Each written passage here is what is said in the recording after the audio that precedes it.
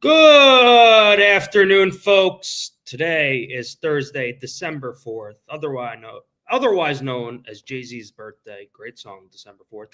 I'm Casey Halpern, your host. I'm thrilled to be joined by my friend, my colleague, my co-host, Ryan Borman. Ryan, how the hell are you? How is your Thanksgiving? How's everything going? Good, Casey. Happy to be back. Thanksgiving was good. It was a nice break. Just chilled with my family. Ate some good food, drank a little bit, hung out. Pretty much that was my whole shebang. What about you? Sounds lovely. Same thing. Ate way too much. I have to now lose 10 pounds by Christmas, or at least by the time I go away. But yeah, I'm in the process of now starving myself for a bit. Get back in the gym. I'm not trying to take the PEDs that everyone in America's on, although I should probably get on some GLP-1s. It would make it a lot easier, but I've been good this week. I've worked out 4 days in a row. I've ate healthy, and yeah, but I ate a lot. I clocked in at my highest weight in probably 10 years on Monday morning, Jesus. which was not a pretty sight. So, Yeah. but look, I don't have a lot that I need to do. I just got to shed 15 to 18, 20 pounds off, and then I'll be at my playing weight, That feels like a bit of a task. Look, I'm determined to do it, hopefully. The first 10 is the easiest. Yeah. No, that's fair enough. But yeah, can't complain. Thanksgiving, I think, is my favorite holiday. It's great to be with family, friends, eat a lot of food, and just grateful to be surrounded by such a great support system and have a few days off. It was nice and relaxing. Went 2-0 on Thanksgiving, which was also fun. Sunday was not kind to me, I will say that, so gave it all back and then some. And then Monday night, I took the Giants like an absolute buffoon. So we're going to see how we could get that back today and this weekend. It was the opposite for me. Thanksgiving was ruined quickly by the Lions game for me, and then I actually ended up getting it all back and then some on Sunday. So it worked out for me. But yeah, it was at least it was just not like any other Thursday night game, and it was Thanksgiving, so it was less in the blow just being with my family and eating good for the rest of the night. Admittedly, I don't go back and see my parents or my family enough, and they're only 35, 40 minutes from me, so it's always good to get back and have some time off and enjoy it. I hear you. I can't believe it's December. December football is here. It's the home stretch of the NFL season, which is just wild. It's week 14. We actually have a really good game tonight, which we'll dive into in a bit. But any good promos out there to start the month off? I feel like I feel like we literally just had a stream and said I can't believe it's November, so it's really even crazier that now it's December. Um, but from a promo perspective, this week we really have just the I got two. We really have just the touchdown jackpot on FanDuel, and then so this isn't the same for everyone, but I actually have DraftKings has been doing a daily drop where you get a 20% profit boost on any sports bet. Some people have this for parlays. I have it actually straight. So I have a daily straight 20% boost on a bet that's plus 200 or longer that I'm looking to use tonight on the game. So that's one that I have that I think is a pretty good one, a pretty easy one to just lock in some profit with. So I've been getting that daily for the last week. I don't know if DraftKings just is on some little giving stretch after Thanksgiving, but that's what I have. Specifically for the game, though, I'm seeing a 3-leg parlay from DraftKings, a 3-leg parlay from FanDuel. So unless it varies across the counts, right now we're looking at a lot of parlay stuff for tonight. Yeah, that's pretty much what I've been seeing. I've also been seeing on DraftKings, actually, specifically, my maxes have been very odd. I have been having $75 maxes for pretty much every promo, and then like for tonight's game, for whatever reason, I now have a $5 max after having like 75 or $100 the last month. So I'm very confused. It's interesting too because I feel like they just like have some algorithm that like varies it, and even sometimes I'll get like And two I've lost promos. last week, so I don't understand. Like, Did you have a good bet in there? Or did you get good CLV, or was it some crazy nonsense? I had a Thanksgiving Day touchdown parlay, which I used a stepped up boost, which was like a 50% at night, a $75 max. It was a Jamar Chase touchdown away from cashing 5K, but that was it. Like, it There's didn't. that scoring stack they had last week, right? Yeah, that was it. And I $75 max on that and $75 max on every other boost. And like, Weird. I mean, I've been pretty abysmal on DraftKings here. Lost. Do you see green anywhere? No, we were still not on any green, so we have open. Green. We got yellow before we got green. Yeah, yellow. We got Gonzaga to win the men's tournament. I took them before they got absolutely waxed by Michigan. And the last win I've had on DraftKings was last Monday Night Football, Jalen Coker over receiving yards. Oh boy. So tough sled in here. I don't know. I think they have like some algorithm that does it. I don't even know. Sometimes I get like a $25 max and a $5 max, then I get like bumped to like a $250 max. I'm all over the place on like what I get for their promos. And sometimes it's more for the parlays than it's the straights. So it's definitely an interesting category. It certainly is. All right, but we have a really good question. Hold on, let me pull this up. Early. Good. One's up. Hold on. It would be helpful if I shared my screen. I gotta just move stuff around so I could walk and talk and chew gum at the same time. So we actually got a good question. Sports betting is now live in the state of Missouri, which is I didn't know it. It's called the Show Me State. I didn't know that. Why do we know why that's the case? Can we get a quick? I'm gonna get a quick Google search.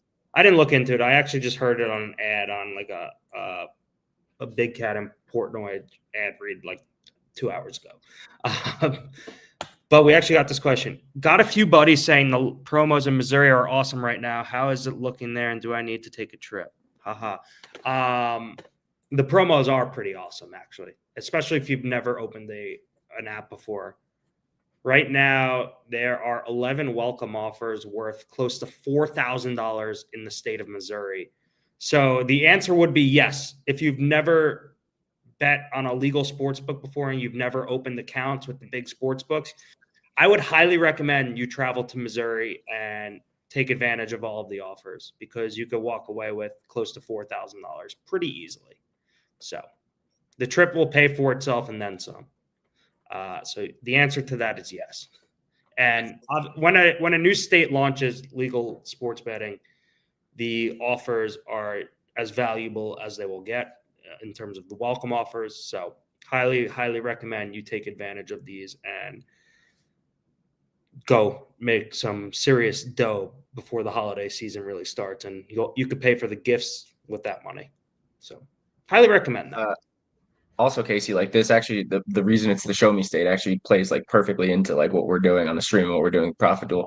The AI overview says that it's the Show Me State for Missouri means that Missourians are skeptical and require proof before believing something, and it's linked to way back when in like or 1899 from like a congressman's speech. So it's evolved over time, it says, but just specifically when it relates to these promos, we quite literally show you how to do it, and you can hop on ProfitDuel and walk through one of these offers and get the proof to show that you can make money on these offers, then head down and do the rest. We've got reviews, testimonials on site. Yeah, we'll show you right now. So fits right in. If you just head to the ProfitDuel, website, you click customer stories, we'll show you exactly how it's done. Like these are all real customers who willingly gave their testimonials about using ProfitDuel and made a ton of money doing so. So if you don't believe us, take it from them. Go watch their videos, go read their posts. You can really learn that this is true, this is real, and you can make a good chunk of change doing this. Ryan could also speak to this. I could speak to this. It's never easier to take advantage of these promotions than when a new state launches, especially if you've never signed up before. So The answer to this question from Dan's 107 is yes, absolutely. Head to Missouri if you have not signed up before. Should we talk some touchdown jackpot? Yeah, I think we should get into it. Okay. As everyone knows, we've done this quite a few times before. The touchdown jackpot continues to run on FanDuel, and you pretty much just bet on an anytime touchdown score, and if they score first or last, you are entered to basically win a $2 million in bonus bets. For some reason, this is very fuzzy. I don't know if that's I don't know why. That way. But who are you eyeing? I actually think I'm going to go with like usually I go with like a kind of like a little bit of like a longer shot, but there's like there's like eight or nine guys who are plus 150 or less to score a touchdown today. Yeah. So I think I'm going to go like I'm going to go like relatively chalky, and I think I'm going to go George Pickens is where I'm looking right now. It's like kind of middle of the pack, but I think I think because there's so many chalky guys, I haven't looked at any other like stats. Usually I see what some of the guys are saying and what some of the distributions are going to look like for what people are playing. But I mean, with this many chalky guys, like I feel like there's going to have to be some value on one of these guys from the crowd, because usually the plus 300 plus 400 range is like kind of the sweet spot, but we don't have a lot of plus 300 plus 400 guys. They're all sitting now in the plus 150 130 plus 150 range instead, just because of the expected scoring in this one. So I'm going to go a little chalkier, and I think I'm going to go George Pickens for this one.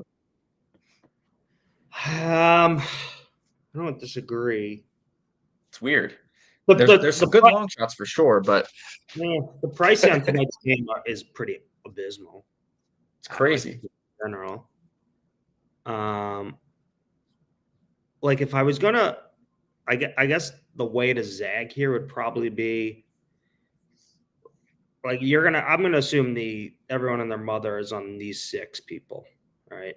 Like I would say, I like Ferguson actually for the Cowboys. Like he's probably the 3rd most likely target to do it from their end, and then Tesla is taking over the number 2 wide receiver roles with Jameson playing the number 1 tonight if Amon-Ra can't go. But again, like there's not a lot of value in this one just because I don't really like any of these teams like tertiary, like 4th, 5th string receivers. Like I guess Cavante Turpin maybe, like he could take one to the house. He's a home run hitter. But again, he doesn't also get a lot of touches. But maybe they feed him because he did recover what would have been a very costly George Pickens fumble on Thanksgiving Day. So, I mean, they also last week too. Malik Davis had a 47-yard touchdown run. I think that would make him, because of that, would make him a little bit more of a popular pick on something like this. That's why I would stay away. But yeah, I was like, go ahead. No, I was thinking about him, but I don't know, man. Yeah, like what are the odds that happens again? Yeah, not high, and he doesn't play that many snaps, which is also the issue. I'm trying to see his just play time quickly. Give me a second. I mean, you could go even a little further in this Lovett guy for Detroit. I think he's going to be their 4th string guy. Yeah. He has across the board. He has decent touchdown odds on FanDuel right now. The next best I'm seeing is plus 850. So if you're looking at a little bit of value, he's not a bad play. I don't know. Usage could get kind of dicey past Tesla. I don't know if Tom. Right now that's projected that Tom Kennedy's going to kind of step up. I don't know if Dan Campbell gives him some more snaps and just kind of rides the hot hand here. But they don't, like we said, they don't have a lot of talent past those top couple guys. And like you said, you don't really like any of the tertiary receivers here. He would be the only one that I would probably look at as another pick. Like Malik Davis played 9 snaps on offense last week. He played 11 in week 12, 13 in week 11. He plays predominantly on special teams. Like literally, he's played week 11 after the bye, 28 snaps in total, and 15 came on special teams. Week 12, 32 snaps, and 21 snaps came on special teams. Week 13 last week, 28 snaps total, and 19 snaps came on special teams. So just not a lot of opportunity for him is the issue. That's the case. Brevin Spanford is interesting. I think he scored this year already, hasn't he? Or am I thinking of the other guy? No, he scored recently. Was it? Or was it called back? I'm blanking. He scored. Yeah, he scored against the Eagles. Right. Yes. I don't love this, but look, it's $5. I'm going to put it probably on Jake Ferguson. I'm biased. He's a Wisconsin Badger. I'm a Wisconsin Badger, so hey, sure. This promo requires a lot of luck anyway, Casey, and there's no guarantee here too. So you might as well put it on something. You might as well put it on something that you like. That's true. Maybe Flowernoy. At least he's 7-1. He kind of shadily gets a lot of looks in the red zone. So, but yeah, I don't love this game from this perspective. Yeah. So, if you want to roll the dice, roll the dice. But in terms of the actual game, I am on a side for this one. We'll just dive right in. Yeah, let's go into it. For the third week in a row, I'm going back to the well here, and I'm taking the Dallas Cowboys plus a field goal again. For 3 weeks in a row, they've been either +3 or +3.5. The Dallas offense, led by Dak, I've talked ad nauseum about them, but they continue to look terrific. They're averaging 6 yards per play, nearly 30 points per game. And the Dallas defense is now starting to show that they're probably closer to an average unit than the cellar dweller they were pre-bye. And I don't see why that doesn't continue tonight against a banged-up Lions team. It looks like the Lions are now going to be without their best playmaker, Amon-Ra St. Brown. And Penei Sewell is actually questionable. And the Lions' interior offensive line is just decimated. And the Cowboys have beefed up their interior D-line with Quinnen Williams. Oda, I forget how to pronounce his name. Quinnen, Oda. They got Kenny Clark up there. So that's definitely a weakness that the Cowboys defense can exploit, as that's their strength, their interior unit. So I'm going to take the Cowboys on the road, getting a field goal to kick off week 14. And we're going to hopefully cash this for a third week in a row. Yeah, I mean, like we said, I got a little heat on YouTube when I said the Cowboys were a bad team and Dak was like the shining point of the team when I had talked about his MVP bet a couple of weeks back. But they're, like you said, they're with the Quinnen Williams trade and their defense getting a little healthier. Like you said, they're looking more and more like a competent defense, which is basically all they need with how their offense has performed this year. They just need a couple stops and to give Dak the ball back, and instead of 40-35 games, now it's back down to 27-20, 24-21. If you keep it in that range, like their offense is going to score points, and you're going to give them a chance to win the game. Whereas early in the season, the defense wasn't even really giving them a chance to win the game. So I'm personally not on the side tonight, but I think the line opened at like 5.5 or 6, which is crazy that it opened that high. I think they're very live to win this game. It's also, look, it's a de facto playoff game. Like whoever loses is probably absolutely screwed for the playoffs. Yeah, I was actually looking at like NFL's projections right now. It says that the Lions have a 42% chance to win the playoffs, make the playoffs currently. The Cowboys have a 21% chance, but if the Lions win, that jumps to 55%. If they lose, it's all the way down to 20%. And even worse for the Cowboys, where if they lose, they're down to 9%. So they're not eliminated, but the Cowboys are essentially eliminated with a 9% chance right there if they don't win. Whoever loses this game, it makes their path to the playoffs that much more difficult. And it's December football. Like the wins and losses are now just compounded. Like, right? Like you're running out of time here.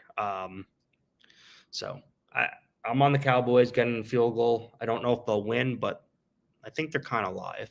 And I apologize to Osa Odigizua for mispronouncing his name. I just looked up the Cowboys pronunciation guide. It's Osa Odigizua. So I apologize to Cowboys Nation for mispronouncing his name earlier. I'm sure they'll forgive you. Yeah. One of my really good friends is a Cowboys fan. I don't know if he will. One of my good friends is the Cowboys fan as well, and it's nuts. They're a different breed sometimes. That they are. I don't have a total, but I use a couple different sources, a couple different tools and stuff to look for some of my plays, and I actually ended up taking the Cowboys team total over 12.5 in the first half. So it's not a side, but it kind of is in line with what you're doing with what you're talking about. That Cowboys are obviously going to need to score to win, and on DraftKings it got a decent line. So the only thing I'm giving out for that is the Cowboys team total over 12.5, and I think it's like 118 right now. So anything up to like 120 is probably good where I'm looking at. So that's my only pick, but I think the Cowboys are definitely going to score some points, and hopefully they score them early for my sake. Well, I got some good news for you. The over is 6-0 in the first half of Cowboy road games this year, and the Cowboys are the best team to the over in the NFL. They're 8-4 on the season, and they're 10-2 to their team total over all year long. Both are best marks in the NFL. So you got those going for you. So hopefully they keep that up tonight.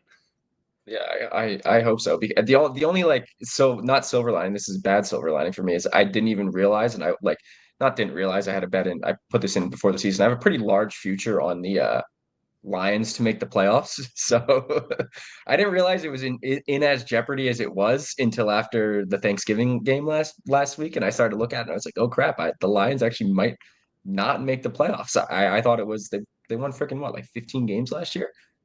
Yeah, they won 15 games, but they lost both coordinators, and they hired a flamed out Jets, a former Jets offensive coordinator, which I was pretty baffled by at the time. But yeah, no, I know they've been struggling. Injuries have not been kind either. They've been alternating wins and losses for since I think the beginning of October. So, well, that means they're due for a win this week. Yeah, right? that does. We'll get a 3-point win, and that'll be fine, or a 1-point win. We'll take that. 2-point or 1-point win, not a 3-point win. I couldn't remember if you said 3 or 3.5. That's why I said 3. I think I have 3. Almost positive I have 3. I would like 3.5, but I think that was long gone. So we'll see. But yeah, the Lions have been struggling. Injuries, they've been mounting up. But Noah Monra hurts too. Is he officially out yet tonight or no? I mean, maybe he'll try to go. I haven't looked all morning, but I would be very, very surprised if he did play. And if he does play, how effective is he going to be? No, I know. It doesn't seem. I'm looking at the receiving props for tonight. Like, the numbers are absurd. CeeDee Lamb over 82 and over under 82.5. Pickens 82.5. Jameson Williams 83.5. I know. I'm starting him in fantasy after he's screwed me. He screwed me and got a 0 in a week I needed him. I sat him last week, and then I ended up losing where I would have won if I played him. And it's just been. And now I'm going back. I have to start him tonight if he's the wide receiver 1. If he puts up a goose egg again, I'm gonna be furious with the way the lines, at least with the way the lines look. I do a lot of my fantasy stuff, like looking at the sportsbook lines and making my judgment off there, because they're always like slightly different than what ESPN and Sleeper kind of try to project. So I kind of just go where the money is. And I have a must-win game to make the playoffs, and I need some other things to happen because that tie actually really screwed me from 2 weeks ago. And if Jameson Williams literally had 1 catch in that game, I would have won. But he dropped the ball too. I needed like 2 catches too. I am now going to probably be without 3 of my starting receivers: Drake London, Marvin Harrison Jr., and it looks like Chris Olave probably will be out after her back injury flared up. So doesn't seem like I'm going to win unless I need what? Pick up it's Vele, whatever. Yeah, but I can't pick anyone up at the moment because I need roster spots, and I don't really have anyone droppable. My team is amazing. It's just they refuse to stay healthy. So it's been tough sledding. But I need Jameson Williams and Dak to go absolutely off if I want any semblance of a chance. So we'll see. We're rooting for points. Yeah, that's an easy thing to root for pretty much everyone watching, I think. I mean, I hope we get it. Total's 54.5. So yeah, but short weeks are weird. Let's move to Sunday. Give me the underdog you're eyeing. Who do you do we even have to do I even have to say it? Who do you think my underdog on Sunday is going to be? The Chicago Bears. Yes. I'm absolutely going back to the Chicago Bears. Well, they're what this is for the division lead against the Packers this week. They're 7-point dogs in Green Bay. Again, the advanced stats do not favor the Bears. I think they're like the worst, the fourth, third, the worst DVOA percentage team that's 9-3 in like the history of the stat. So that does not favor me. But it's a team like we said talked about last week that I just can't quit no matter what. They keep finding a way to win games. Caleb Williams has been wildly inaccurate. As well, but they keep getting it done. I don't know why they're giving me 7 again. I think the money line is plus 270-ish right now, and same as I talked last week, I think it might creep to around 300. If I can get over 300 on the Bears for the Bears on the money line, I'm also going to take that. But yeah, I can't quit them. The underlying metrics say that Green Bay is a much better football team, but that's kind of been the story for the Bears the entire season. Every team they've played, the underlying metrics have kind of shown that the other team should win the game, and they just don't win. So I'm going back to the well, and I will be, like I said, I'll be riding the Bears until the wheels fall off this season. So I'm going to be on the Bears plus 7 again this week, and I'll probably be on their money line as well if I get a number I like. I might boost them or something like that. Well, I'm going to root for the Bears because I need Luther Burden to do something. Now he has to be plugged in and play in my fantasy team.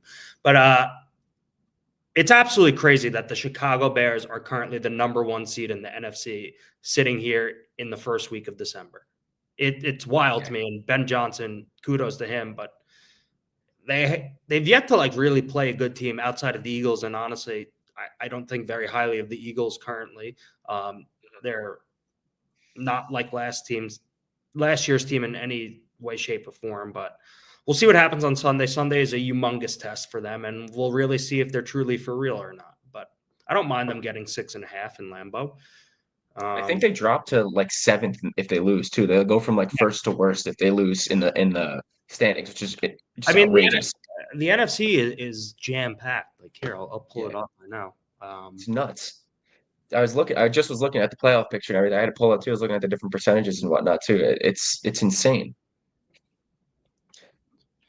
Yeah, I mean, look, the San Francisco 49ers are tied for the most wins in the NFC, and they're currently the number 7 seed in the playoffs, which is wild. It's packed. It's jam-packed.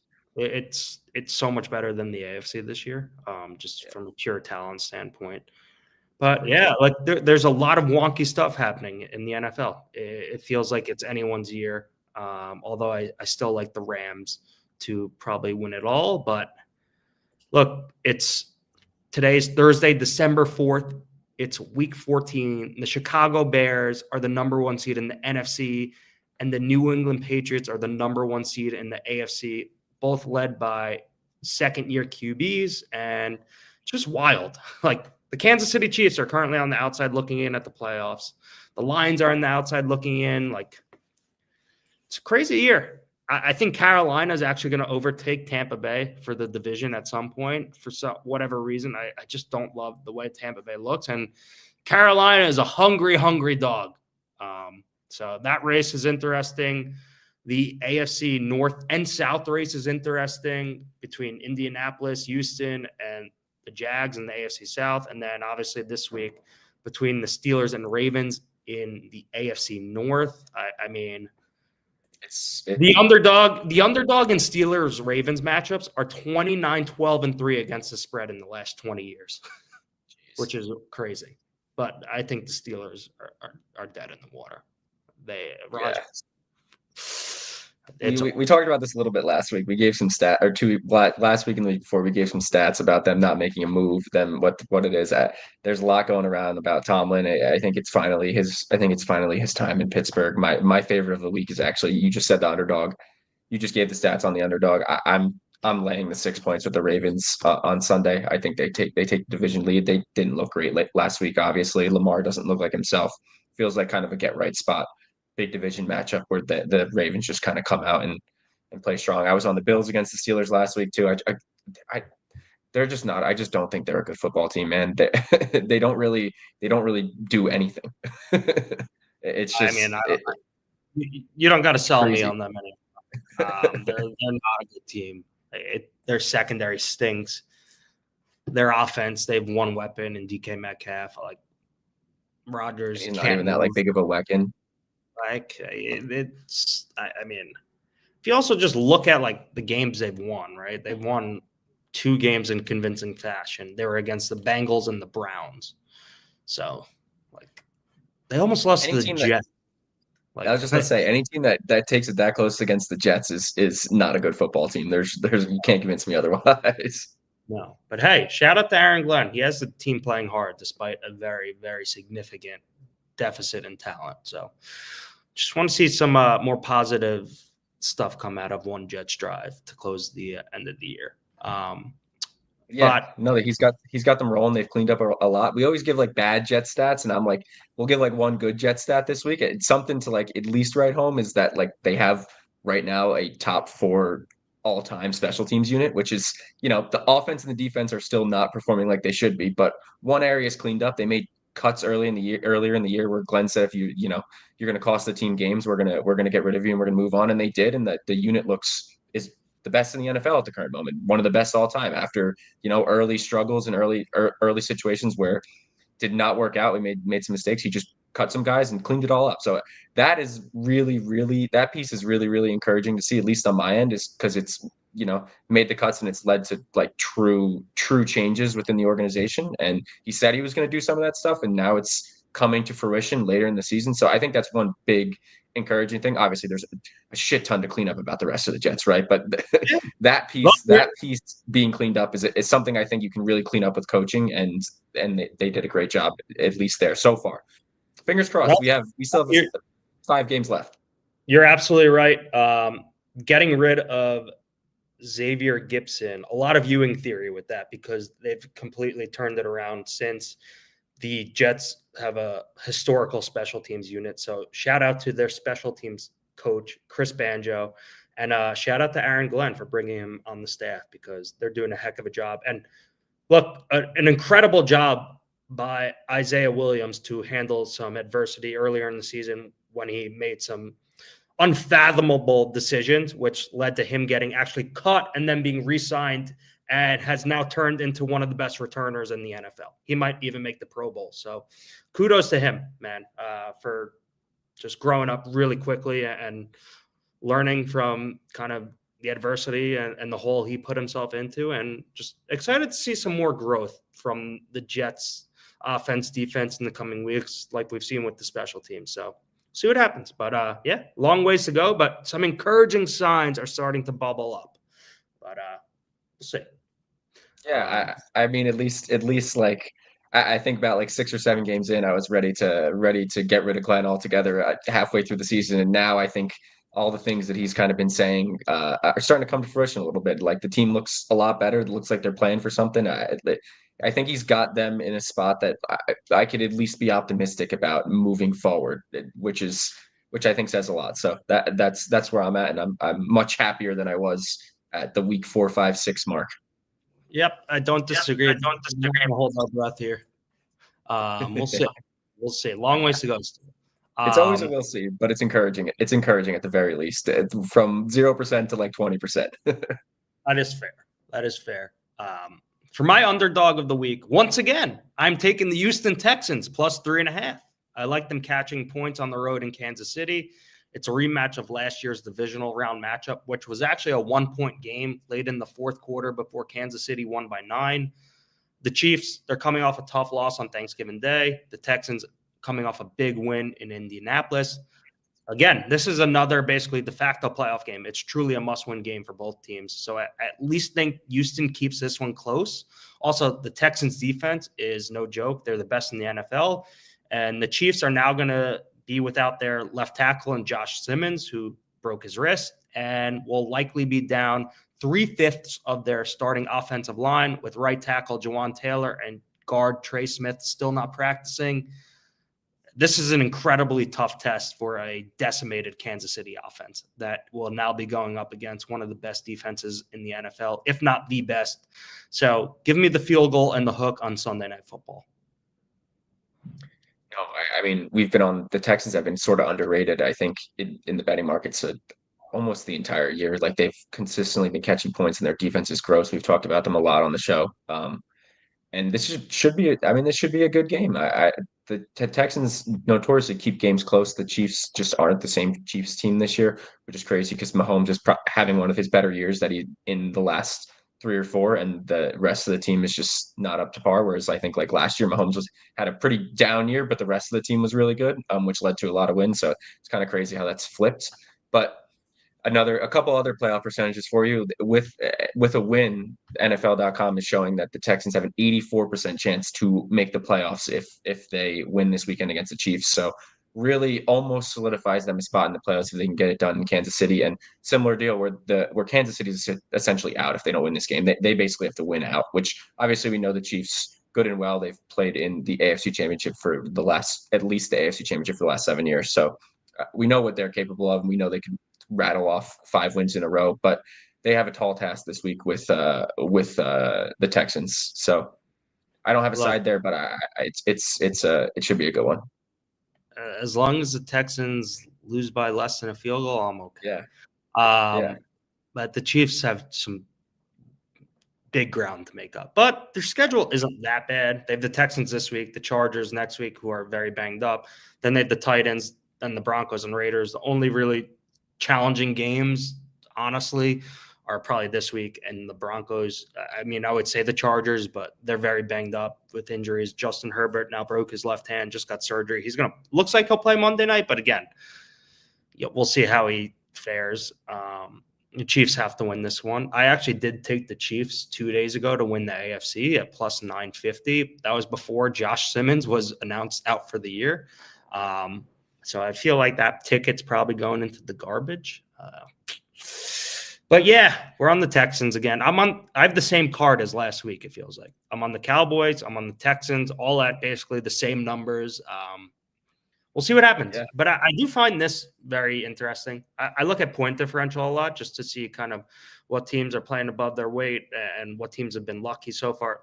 The Bears. But very lucky. And also the Bucs, and the Ravens. I mean, the Houston Texans have a point differential of plus 65, the Kansas City Chiefs plus 73, and the Detroit Lions at plus 76. All 3 teams would be on the outside looking in at the playoffs if they started today, which is pretty crazy. Yeah, that's nuts. Yeah, like we said, there's some wonky stuff going on in the NFL right now. It's it's crazy, man. No, I know it's really outrageous, and it's weird. Like we said, it's weird seeing even just seeing like the Broncos and the Patriots again at the top of the AFC. I'm not used to it, and with the Bears at the top of the end, it's weird this year. It's weird. The usual suspects aren't at the top of the league from the last 4 or 5 years, and some of them are on the outside looking in, which is even crazier to think about. Wild. Also, I'd be remiss if I didn't mention this, but we have some great tools coming down the pipeline. I'm actually looking at one in the development staging tool. In our staging area right now. It's a plus EV tool, and there's over 1% of plus expected value on the Dallas Cowboys +3 at plus 104 on ProfitX currently. So just want to call that out there. Maybe the folks will start to see that tool come live soon. So if anyone wants to join me and probably lose money tonight, you'll at least get some positive expected value there. Give me your favorite of the week. Well, I went to the Ravens as my favorite, but let me see. I think I had one more that I wanted to. You could keep the Ravens. You could keep. The Ravens are my favorite. I'm laying the 6. Like I said, I'm laying the 6 on them. Like I'm not a believer in this Steelers team at all. They just don't have it. I don't think. I think this is Tomlin's year to go 8-9, miss the playoffs, and finally get fired. So that's just kind of where I'm at. And the Ravens really need a get right game. And Lamar looks not the same right now, but I think it's the injury holding him back, even though he claims it isn't. But we'll see. They need him to get going and get right. I mean, we all know what he's also capable of. Last year he should have won the MVP, didn't, but now we're here. So I think they got something to prove. They can get right. They just extended Mark Andrews, so RIP Isaiah Likely. Very, very perplexing on that one. I would like the Yeah. Jets to get Isaiah Likely, though. Yeah, I think he should go somewhere that I think he could be like a solid tight end one somewhere. I don't know about it. I don't know much about his like blocking metrics. I'm assuming he's not really that great, but he's definitely like a great pass catching tight end. So I'm sure he could be used in some offense that's better than the Ravens. The Jets actually loved him coming out of college, but the Ravens beat them to it in the draft. I don't love the board this week. I'm not going to force it. I'm staring at the Vikings, but in lieu of taking a favorite, I'm taking Justin Jefferson over 61.5 receiving yards, and we're really buying low here after an absolutely brutal performance by this Vikings offense last week in Seattle. I'm expecting them to at least force feed their disgruntled star wide receiver. Jefferson, he had one catch for -4 yards before the last drive on Sunday's ass kicking.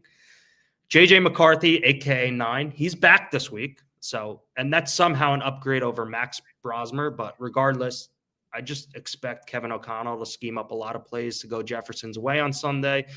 And it also helps that the Commanders' defense is absolutely horrible. And they're right dead last in expected points allowed per dropback. And they're 30th in fantasy points per game allowed to wide receivers. So, Washington, they're down to their third and fourth string cornerbacks. Jefferson hasn't eclipsed this number since mid-October. So I'm going to bet that changes on Sunday. I feel like we're going to see a heavy dose of Jettas. Just a hunch. Get rid of the ball.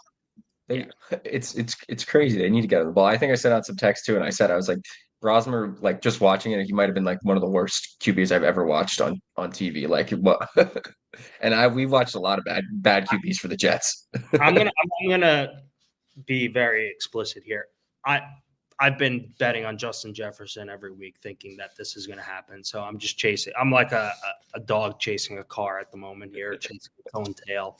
But one of these weeks it has to hit. So yeah, he's got to get over that mark. They got to get him. They got to get him. He's too talented for them to not get going. He's been QB proof until nine showed up on the scene. So that's the crazy part. It's scary stuff. But I feel bad for him. Maybe look. I hear New York City's nice. I'm kidding. Aren't in a position to do that quite yet. But what else you got for us before we head off? Actually, I don't think I've got anything. Got anything else? Anything else today? I think that's it for me. Okay. The MLB winter meetings kick off on we want to dive into that. Sure. Okay. I honestly have not much to say, but if the New York Yankees just don't bother spending money this offseason, then shame on them. It's pretty pathetic, and you're wasting Aaron Judge's prime away. And it's just absolutely despicable if that's the route you choose to go. I'm going to pretend like last night's Yankees hot stove on Yes Network never happened and just think that the Yankees are trying to play their cards close to the vest, which I really hope is the case, because they absolutely should be in the running for Kyle Tucker, not Cody Bellinger. Kyle Tucker. He's the better, younger fielder, and he would be the perfect kind of supplement to Aaron Judge in that lineup. And you would instantly turn that lineup from good into probably even better than the lineup that we saw with Juan Soto, because 1 through 9, they would just be more balanced. If you recall, like that year with Soto and Judge, it was just the two of them. Glaber was good too. And then obviously Jazz in the second half of the season. But 1 through 9 in 2026 with Kyle Tucker would be way better than it was in 2024. So go out and sign Kyle Tucker. Stop with the bullshit that you can't spend money. You're the New York freaking Yankees. You have all the money in the world. It's fucking unbelievable that you actually have to peddle this nonsense in public. Just cut it out. No, stop crying poor. I mean, yeah, Hal saying that it's crazy to think that the Yankees make a profit it just was insane. It's an insane thing that he said out loud. Like I can't even. Like if that's what he's so worried about, like you know how you make a profit from playing postseason games at home. So Yeah. you know how you get to the postseason by signing. You get to the postseason by signing players like Kyle Tucker, and you go deep in the postseason with them. I mean, if you want to just host the 2-game wild card series and probably lose, I mean, let's be honest, they probably should have lost to the Red Sox, which was a way inferior team if it wasn't for an out of this world outing from Cam Schlittler. But if you want to just play 2 games at home, be my guest. If you want to roll the dice and probably be the away team in those wild card games, be my guest. But the way you get deep into the postseason and the way you start profiting in the MLB is hosting postseason games. And the way you get there is by signing Kyle freaking Tucker, who is younger and better than Cody Bellinger. So Hal Steinbrenner, stop crying poor. You're the New York fucking Yankees. Enough is enough. Yeah, I mean, I think they were even saying that Cody Bellinger was getting priced out of what they want, what I, they I want gotta to be do, which honest. is I don't care if Cody Bellinger gets priced out. I don't want it. no, neither do I. But just the fact that the wording, I think, is the problem, Casey. Not that I don't care that they don't re-sign Cody Bellinger if they're going to go get Kyle Tucker, but the fact that the Yankees are getting priced out of potentially premium players that they want to bring back on their team, like that shouldn't the two and two shouldn't go together if that makes sense, regardless if it's Cody Bellinger or not. If they want a guy, the Yankees should be able to go spend and get a guy. So That's my take. I want them to here's get Tucker too. so here's my thing. I think that the New York Yankees and their relationship with Scott Boras has very much soured after what happened last year when he kind of just used their best and final offer to milk, I don't know, whatever became an extra $55 million from Steve Cohen and suites for Juan Soto's family and clothing for his cousins. I don't know. I'm just making nonsense up.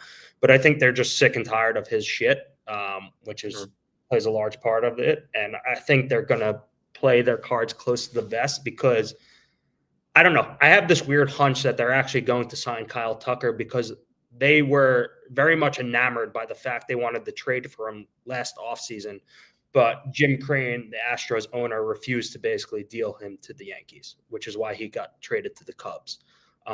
There were extensive talks that were basically almost at the finish line, but Jim Crane refused to let it happen. So I don't understand why all of a sudden they would not be interested in Kyle Tucker this offseason when you can go sign him to a multi-year deal and lock him up long-term. Again, he's just the perfect kind of running mate to Aaron Judge, right? He replaces that gaping hole Juan Soto left when he went to Queens. Look, he's not going to fill the entire void. Juan Soto is one of one, but Kyle Tucker is a really, really damn good baseball player. And the fact that he slumped in the second half due to injuries and a multitude of factors, playing in Wrigley didn't help. I think bodes well for the Yankees because he's not as expensive as he probably should be. So hopefully they sign him. I don't know. That could be wishful thinking, but that's kind of the vibe I'm getting. They're just kind of trying to play their cards close to the vest, and hopefully they're going to under promise and over deliver rather than what they've done the last few off seasons, which is over promise and under deliver. So we'll see. You're hoping that they flip the script. I hope so too. I don't know. I'm not super optimistic with it, and I'm afraid they're gonna kind of just run it back-ish. And I mean, if they run it back, they're not making the playoffs. Let me be unequivocally clear. Like, there's Blue Jays are better. The Red Sox are going to be better. I mean, if they really want to be the third wild card team, go ahead. Sure. If that's your goal, it's fucking pathetic. Sell the team if that's your goal. No, I know. They got to sign that. They have to sign that Ime. They have to sign that Japanese pitcher too. Yeah, I don't think they're going to do. I just don't think they're going to sign a fourth pitcher long term, just because some of the contracts I have, unless they were able to trade like Rodon for something. But yeah, I don't know. It seems like he doesn't want to go to the usual suspects that they want to go to, so it feels like he's kind of falling into the Yankees' lap. And if they kind of, I feel like they should try to get it done. But again, you're right though. They're going to have long-term contracts locked up, and a fourth starter that would definitely be tough. But we'll see. We'll see what they try to do. I had a bigger reaction to the Trent Grisham qualifying offer a couple weeks ago. I've kind of cooled down on that, but I'm still like overall like about it. I didn't want his. What's up? No, go on. The thing that scared me was that not that I think that he's not a good baseball player. It's just it scared me that he's going to be one of the higher paid center fielders now, and that cuts at their ability to go get someone like Kyle Tucker, which seemingly is the case. Hopefully, it's more of your take where they're keeping it closer and they're still going to go get him. That's just where it was at 22.5 million. He's I think he's like the third or fourth highest paid center fielder, one of the highest paid players in the Yankees roster. Granted, it is a higher AAV just on a 1-year deal, which the Yankees don't historically get. So I'm kind of happy about that piece, but I don't know. He's declining.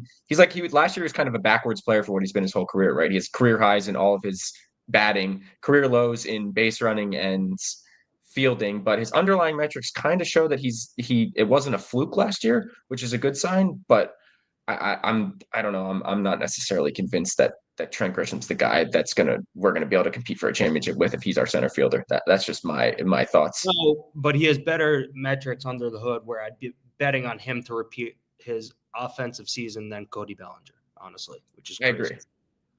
Yeah, no, I agree. One before we go, I said this on July 25th on the stream, and I actually just pulled this up. Give me 1 second. Oh boy, because I'm scared this is gonna come true. Oh, I don't. Where is this? Hold on. How do I? What the fuck? Why can't I? All right, give me 1 second. No, you're fine. Yeah, I was just talking about Trent a little bit. I don't know.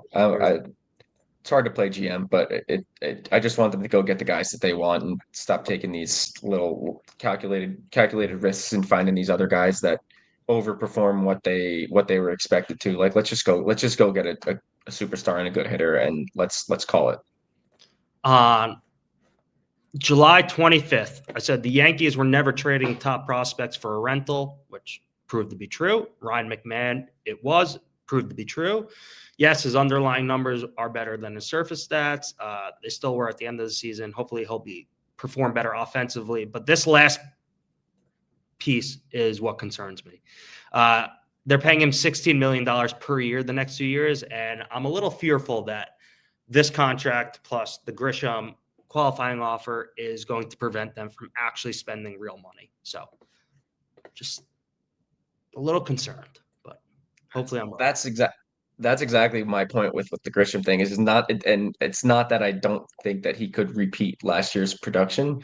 It's more of just do they sign these guys and then not throw money at some of the bigger guys? Like I'd rather them go get a Tucker and then try to figure out who's going to play center or left field next year instead of, not signing Tucker and bringing Grisham back or those guys back on $16 to $20 million deals. Like they're getting paid like the highest at relatively premium positions, and then they're not upgrading the rest of the roster on top of that. And there's all the stats like people saying like, yeah, you're not going to be happy about the Yankees running back one of the best lineups in the MLB last year, yada, yada, yada. They're great regular season lineup and they all folded in the playoffs. So, I mean, I think with that being said, you do have to make some changes and you can't just run it directly back. Granted, the lineup was great all season.